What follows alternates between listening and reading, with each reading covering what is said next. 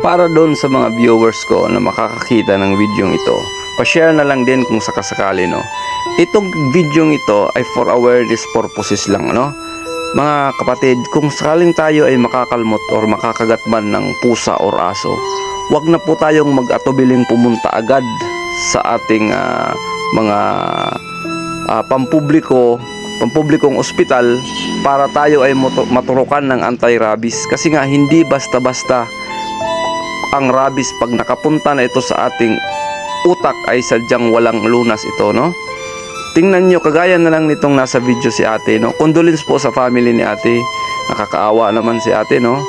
Sadyang napakasakit, pero kailangan nating tanggapin na ang ganitong pangyayari ay sadyang nangyayari talaga, totoong nangyayari, hindi lang sa pelikula. Kaya sana po sa lahat ng aking viewers, matuto po tayo. Maraming salamat sa panonood.